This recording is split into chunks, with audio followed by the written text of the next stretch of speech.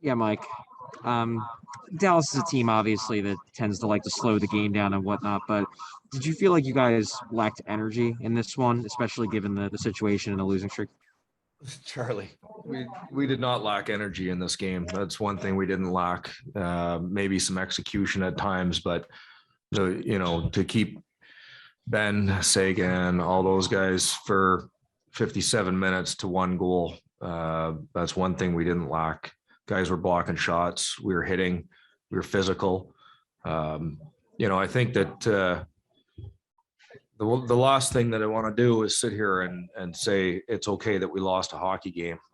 That's for sure. None of us accept this, but there is a certain reality to it too, and we've got 8 guys out of the lineup. And obviously we're feeling the effects of that. Guys like G are forced to take on heavier matchups, more D-zone face-offs. We're asking young kids to come in and play in hard matchups. And normally young kids would come in and they'd play with vets. And right now they don't have that opportunity. So we're asking an awful lot of everybody. But one thing we didn't lack tonight was energy. The work ethic was there. Again, maybe we didn't create enough offense, but guys battled hard. Follow up, Charlie. Yeah, you just mentioned about they're not creating enough offense. That the one goal was more or less a lucky bounce. How do you go about creating more offense if the work ethic, if the energy's there? What's missing in terms of allowing you guys to create quality chances and goals? Yeah, well, that's not an easy team to generate offense against. That's a team that's historically been, you look at the group of defensemen that they have, the structure that they have. We had some opportunities in the offensive zone. We didn't have enough of those opportunities. Obviously, I think there's still some opportunities that were there where we're missing the net.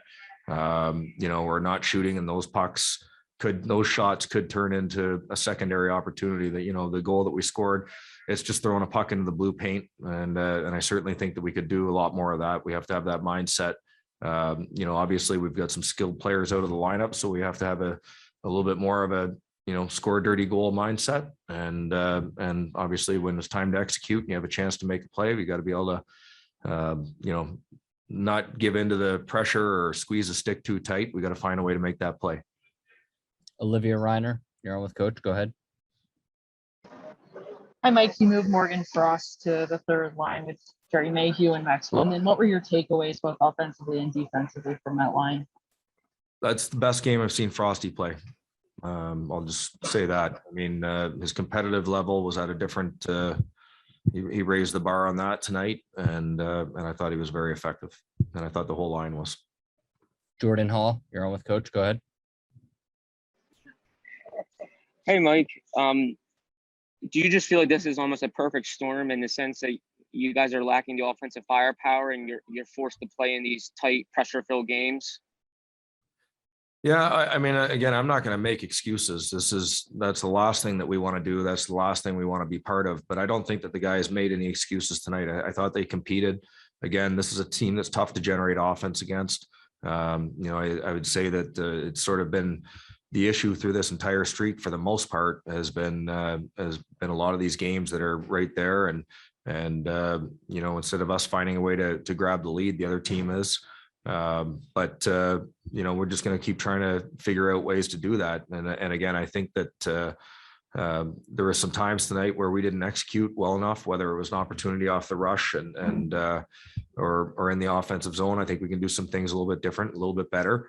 But we don't really have a choice. We're not, we scored 3 last game. 1 was on the power play, but it's not like we're scoring 4 or 5 goals a night right now. So we have to find a way to continue to defend and check hard and again, get a game like Hartsey gave us tonight. He was excellent again. And our last question, Adam Kimmelman, you're on with Coach. Go ahead. Yeah, hi, Mike. I know it's not really something you want to talk about after a loss, but can you speak to the significance of Keith Yandle and what he accomplished? I know we've talked a lot about the build up to it, but to know he's in that record book with 964 consecutive games played. It's an incredible accomplishment. You have to, number one, you have to love the game, and you have to be able to battle through sickness, injuries, a level of professionalism to come into the rink every day and be ready to go. And he's a phenomenal teammate. And I thought he played a hell of a game tonight.